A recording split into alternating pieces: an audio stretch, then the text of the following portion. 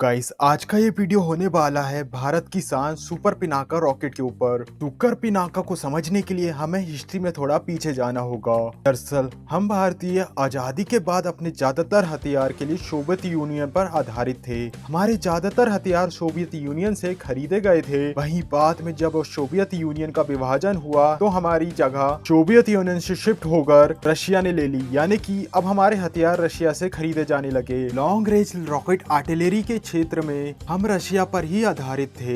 Bharat Russia से पहले crack multi barrel rocket launcher, वही बाद में स्मर्च multi barrel rocket launcher system जो कि रशिया से एक्वायर किए गए यानी खरीदे गए। पर एक समय ऐसा आया जहां पर भारत की तरफ से रशिया को स्मर्च की लोकल असेंबली और मैन्युफैक्चरिंग के लिए टेक्नोलॉजी ट्रांसफर की डील रखी गई। उस समय रशिया ने साफ मना कर दिया था। ये एक ऐसा समय था जो कि हमें आईना दिखाता है कि हम किसी पर पूरा तरीके से भरोसा नहीं कर सकते और किसी भी कंट्री के लिए अपना प्रॉफिट मेन होता है, यानी कि कोई भी कंट्री अपने स्वयं के लाभ को ध्यान में रखे ही अगले कदम उठाएगी। ये वो समय था जिसने हमें बताया कि हमें आत्मनिर्भर होना कितना ज्यादा जरूरी है, हम किसी पर डिपेंड नहीं रह सकते। अब ऐसे हालातों को देखकर हमारे भारत के वैज्ञानिकों ने डिसाइड किया कि हम स्वदेशी तौर पर इस फील्ड में अपने रॉकेट और मिसाइल को विकसित करेंगे। के परिणाम स्वरूप जो वेपन सिस्टम बनकर तैयार हुआ जिसका नाम पिनाका रखा गया। शुरुआत में सोचा गया था कि जो NBRM बनाए जा रहे हैं जो कि great multi barrel rocket launcher system को रिप्लेस करा जाएगा। भारत सरकार की तरफ से दिसंबर 1986 में बजट पेश किया गया जो कि 26 करोड़ यानी 26.74 करोड़ का था। कहा जा रहा था कि 5 साल के अंदर ये सिस्टम बनकर तैयार कर लिया गया था। उस समय भारतीय थल सेना की तरफ से जो ग्रैंड MBRL यूज करे जा रहे थे उनकी रेंज जो कि 30 किलोमीटर के आसपास की थी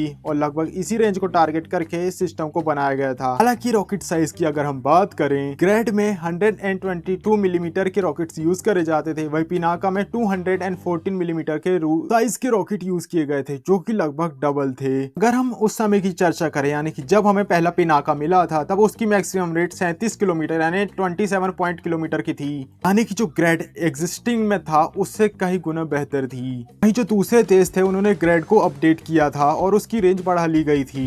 एक समय के बाद इसकी रेंज बढ़कर 40 किलोमीटर तक पहुंच चुकी थी। पिनाका मार्क 1 बनने के बाद डीआरडीओ ने उसे और भी ज्यादा मॉडिफाई किया और 214 मीटर को रिटेन करके मार्क 1 को इनहेंस करके इसकी रेंज 45 किलोमीटर तक गई। वहीं 40 किलोमीटर रेंज वाला EER रॉकेट जिसे ग्रेड के लिए भी क्रिएट किया गया है जो कि 122 मीटर रॉकेट के साथ अपनी रेंज को 40 किलोमीटर तक इनहेंस करता है। वही हम बात करें पिनाका की तो उसमें लगातार इंप्रूवमेंट हमें देखने को मिला। वहीं मार्क 2 में हमें इसकी किलोमीटर रेंज में थोड़ी बढ़ोतरी नजर आई, यानी कि इसकी रेंज 60 किलोमीटर तक पहुंच चुकी। फिर इसके बाद एक और स्टेप में हमें अपग्रेडेशन देखने को मिला, एक और परिवर्तन जहां पर मार्क 2 ER में 19 किलोमीटर तक की रेंज अचीव कर ली गई। और आने वाले समय में जो मार्क 3 बनाया जाएगा वहां पर कहा जा रहा है कि 120 किलोमीटर तक की रेंज को अचीव करे जाने की बात करी जा रही है, यानी कि जो मार्क 3 होगा उसकी रेंज 100 किलोमीटर से ऊपर की होगी। सारे रॉकेट जो कि 214 मिलीमीटर के रॉकेट्स होंगे,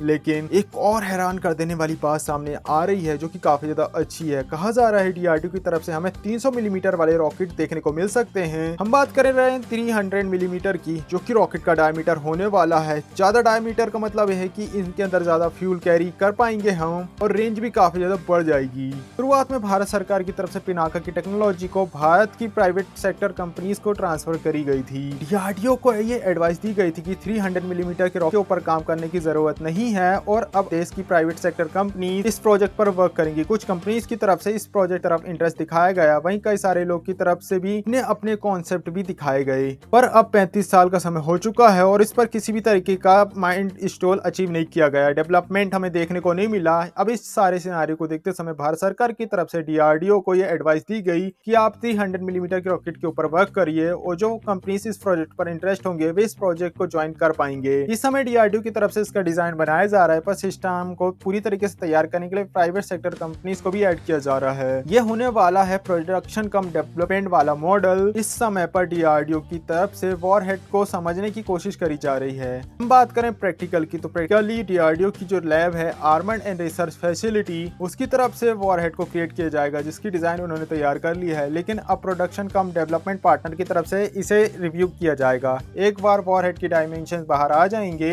और इसके बाद एक्चुअल रॉकेट को तैयार किया जाएगा और डीआरडीओ की तरफ से हर एक असिस्ट सिस्टम के साथ प्रैक्टिकली परफॉर्म किया जाएगा। प्रैक्टिकली हमें ये पता चलेगा कि ऑफिशियली तौर पर हम कह सकते हैं कि डीआरडीओ की तरफ से हमें 300 मिलीमीटर के रॉकेट के ऊपर काम किया जा रहा है, पर इस समय पर हम ये भी नहीं कह सकते इस रॉकेट की मैक्सिमम रेंज कितनी तक अचीव करी जा सकती है। वहीं हम बात करें स्मर्च की, तो स्मर्च 300 मिलीमीटर का रॉकेट है और इसकी मैक्सिमम रेंज लगभग 19 किलोमीटर के आसपास की है, जो कि पास्ट की थी, लेकिन वर्तमान समय में प्रोपेलेंट की टेक्नोलॉजी काफी ज्यादा एफिशिएंट हो चुकी है और 300 मिलीमीटर की रॉकेट के साथ कम से कम कहा जा रहा है कि 200 किलोमीटर तक की रेंज हमें देखने को मिल सकती है। कई सारे लोगों का कहना है कि इस रॉकेट की रेंज 300 किलोमीटर तक की हो सकती है, लेकिन इसका ऑफिशियल कंफर्मेशन हमें टेस्टिंग के बाद ही मिल सकता है। सो गाइस, ये वीडियो था पिनाका रॉकेट के ऊपर। हमने यहाँ पर समझने की कोशिश करी कि कैसे हमने पिनाका को स्वदेशी तौर पर निर्मित किया। यहाँ पर पिनाका रॉकेट के जो काउंटर पार्ट्स थे उनके हिसाब से हमने अपनी एफिशिएंसी को अचीव किया और लगातार इसमें हमें परिवर्तन करके हमें इसमें अपडेट करते रहे। कहा जा रहा है कि अब डीआरडीओ इसके 300 मिलीमीटर वाले रॉकेट पर वर्क कर रहा है और साइज बढ़ने के साथ इसकी रेंज भी बढ़ जाएगी। अब ये देखना होगा कि क्या 300 मिलीमीटर वाले पिनाका रॉकेट की रेंज हमें 200 किलोमीटर के आसपास देखने को मिल सकती है या नहीं। थियोरेटिकली ये तो कहा जा रहा है कि रेंज 200 किलोमीटर तक की रहेगी, पर प्रैक्टिकली क्या होगा ये तो हमें फ्यूचर में ही पता रह चलेगा। तो गाइस, ये था पिनाका रॉकेट के ऊपर एक वीडियो जहां पर मैंने आपको पिनाका रॉकेट की हिस्ट्री और करंट सिनेरियो पर क्या सिचुएशन है ये समझाने की कोशिश करी। तो गाइस, वीडियो अच्छा लगा हो या फिर मेरा प्रयास आपको पसंद आया, प्लीज वीडियो को लाइक कर, चैनल को सब्सक्राइब कर, बेल आइकन प्रेस जरूर करें, क्योंकि मैं बहुत ज्यादा मेहनत कर रहा हूँ अपने इस चैनल में। आपका एक एक सब्सक्रिप्शन मुझे मोटिवेट करेगा अपने अगले काम को करने के लिए। सो गाइस, मिलते हैं इसी तरीके की किसी और वीडियो में जहां पर आप जानेंगे किसी न्यू हथियार, न्यू वेपन या डिफेंस से रिलेटेड बहुत सारी अपडेट को, वेपन टेक्नोलॉजीज को। मिलते हैं नेक्स्ट वीडियो में, तब तक के लिए जय हिंद।